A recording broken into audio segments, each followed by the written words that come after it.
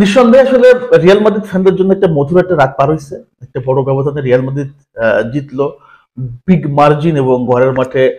আহ, বলতে গেলে রিয়ালের সবাই আসলে দুর্দান্ত পারফরমেন্স করছে। তো তোমাদের কাছে একটা রিকোয়েস্ট বা একটা কোশ্চেন, যে গতকালকের ম্যাচে ম্যান অফ দ্য ম্যাচ তো ভিনিসিয়াস জুনিয়র হয়েছে, দুটা গোল করছে। তাছাড়াও কিন্তু দুটা গোল করছে হচ্ছে রদ্রিগো, দুর্দান্ত খেলছে কিলিয়ান এমবাপ্পে, বেলিংহাম। তো আমার কাছে প্রশ্ন হচ্ছে তোমাদের কাছে, এই চারজনের ভিতরে কার খেলাটা তোমাদের কাছে সবচেয়ে ভালো লাগছে? ভিনি, রদ্রিগো, এমবাপ্পে নাকি বেলিংহাম? কমেন্টস করে জানিয়ে দাও। তো দেখো, এই ম্যাচটা আমাদের কাছে কতটা ইম্পর্টেন্ট ছিল আমরা সবাই জানি। আমরা শুনছি কিছুদিন আগে, যদি চ্যাম্পিয়ন লিগে রিয়াল মাদ্রিদ ভালো করতে না পারে, কোয়ালিফাই করতে না পারে, তাহলে কার্লো আনচেলত্তিকে হয়তো স্যাক করা হতে পারে। এমন গুঞ্জন কিন্তু বাতাসে অনেক উড়ে বেড়াইছে। বাট কার্লো আনচেলত্তি আসলে জানে যে সে কি চাই, রিয়াল মাদ্রিদ জানে কার্লো আনচেলত্তি কি চাই, বা কার্লো আনচেলত্তি জানে রিয়াল মাদ্রিদ সাথে সম্পর্ক কতটুকু, এবং সেও জানে যে লা লিগাতে এবং চ্যাম্পিয়ন লিগে আমাকে কি করতে হবে।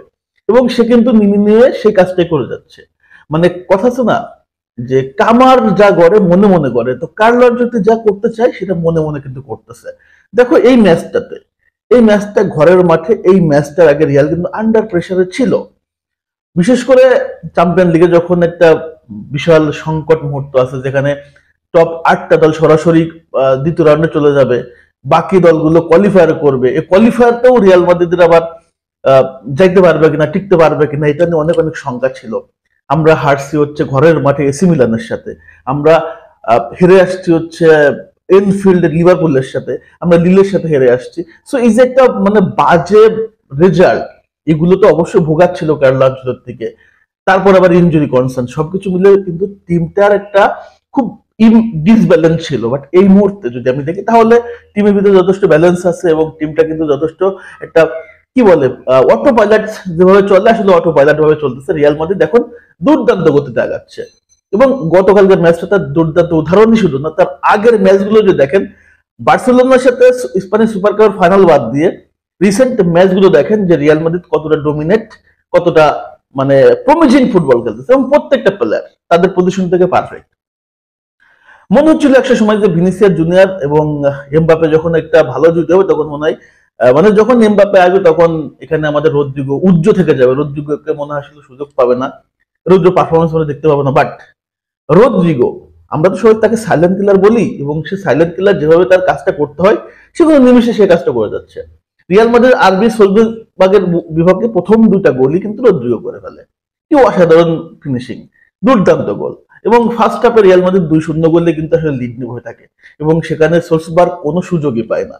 রিয়াল মাদ্রিদ যেমন ডোমিনেট করে আক্রমণে, তেমন ডিফেন্সিভ, মিডফিল্ড, সব জায়গায় কিন্তু রিয়াল মাদ্রিদ আসলে কন্ট্রোল থাকে।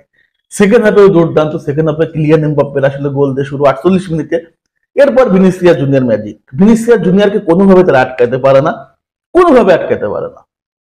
যার কারণে দুইটা কিন্তু অসাধারণ ফিনিশিং ভিনিসিয়াস জুনিয়র করছে, যে গোলগুলো অন্য যে কোনো প্লেয়ারের কাছে করা খুবই কঠিন। এইরকম ফিনিশিং আমি দেখছি সেই লিওনেল মেসি যখন প্রাইম টাইমে ছিল 10, 11, 12-তে দেখছি, নেইমারে দেখছি। বাট ভিনিসিয়াস জুনিয়র রিয়েলি অসাধারণ ফিনিশিং দিচ্ছে। যখন প্রতিপক্ষ তাকে আটকাইতে পারে না, তখন রেফারি তাকে আটকায় দেয়, রেফারি তাকে আটকায় দেয়। রেফারি জানে যে নেক্সট ম্যাচ মানে এই একটা আর একটা কাট পেলে, পরপর দুটা কাট পেলে তো পরের ম্যাচ মিস হয়ে যাবে। রেফারি কালকে ভিনিসিয়াস জুনিয়রকে কার্ড দিল, বাট কি কারণে কার্ড দিছে দেখছেন? তাকে ফাউল করছে ডিবক্সের ভিতরে, অপোনেন্ট ফাউল করছে, ফাউল করলে সে পড়ে গেছে, এটা নাকি সে ইচ্ছে করে পড়ছে, কার্ড দিয়েছে। আমি এটা নিয়ে আসলে কোনো কথা বলতে চাই না, বাট এটা খুবই অন্যায় হয়েছে, খুবই অন্যায় হয়েছে। এটা কোনোভাবে আসলে জাস্টিস হয় নাই। তারপরও ভিনিসিয়াস জুনিয়র নির্ভর করতে আগায় যাচ্ছে। এই ম্যাচটাতে হয়তো বা নেক্সট ম্যাচটাতে ভিনিসিয়াস জুনিয়রকে পাবো না আমরা। এই ম্যাচটাতে আমরা তো পাই নাই, চুয়ামেনি ছিল না, এই ম্যাচটাতে ছিল না হচ্ছে আপনার কামাভিঙ্গা, এই ম্যাচটাতে ছিল না হচ্ছে আপনার ভাস্কেস, হ্যাঁ চুয়ামেনি ছিল। তবে এই ম্যাচের যে আমাদের কার্লো আনচেলত্তি যে ফরমেশনটা সাজাইছিল, এবং যে প্লেয়ারদের একাদশ সাজাইছে দুর্দান্ত, এখানে আমি খুব আসলে চাইছিলাম যে ফেদেরিকো ভালভার্দেকে রাইট ব্যাকে রাখুক, সেটাই করছে। কারণ রাইট ব্যাকে চুয়ামেনি নিচ্ছে, Federico Valverde far far better, সেটা প্রমাণ করছে। এবং লেফট ব্যাকে আমি চাইছিলাম ওখানে আপনার হচ্ছে ফ্রাঙ্ক গার্সিয়াকে, বাট সেখানে ফিলাং মেন্ডি মোটামুটি তার কাজটা করে দিছে। মিডফিল্ডে Ceballos, Bellingham, at the same time হচ্ছে লুকা মডরিচ, এবং আক্রমণ ভাগ তো ভিনি, রদ্রিগো এবং কিলিয়ান এমবাপ্পে। একটা অসাধারণ আক্রমণ ভাগ দিয়ে রিয়াল মাদ্রিদ ঘরের মাঠে নিজেদের আসলে দাপট বা নিজেদের পজিশন বা নিজেদের আসলে মানে কি বলে এটাকে, নিজেদের ক্ষমতা আসলে দেখা দিয়েছে যে রিয়াল মাদ্রিদ আসলে কি করতে পারে। তো দুর্দান্ত একটা ম্যাচ আমরা দেখলাম রিয়াল মাদ্রিদের পক্ষ থেকে। এভাবে করে আগায় যাক রিয়াল মাদ্রিদ, এবং চ্যাম্পিয়ন লিগে রিয়াল মাদ্রিদ যখন ঘুরে দাঁড়াইছে, দেখবেন এই রিয়াল মাদ্রিদ চ্যাম্পিয়ন লিগ লা লিগা দুটাই জিতে শেষ পর্যন্ত সিজন শেষ করে, তখন এই কার্লো আনচেলত্তি থেকে আপনারা কথা দেবেন। কারণ যদি এবারও চ্যাম্পিয়ন লিগ রিয়াল জিততে পারে, লা লিগা জিততে পারে, ভাই এটা একটা রেকর্ড হয়ে যাবে, দুর্দান্ত রেকর্ড হয়ে যাবে যে এমন একটা অগোছালো ইনজুরি প্রোভাইড টিম নিয়ে কার্লো আনচেলত্তি করে দেখাইছে পৃথিবীর ইতিহাসে কেউ কখনো পারবে না, যেখানে গার্দিওলা এত ভালো পজিশন নিয়েও ভালো প্লেয়ার নিয়েও করতে পারবে না। তো আলোচনা এতটুকুই, সব ভালো থাকেন, সুস্থ থাকেন, আল্লাহ হাফেজ, আসসালামু আলাইকুম।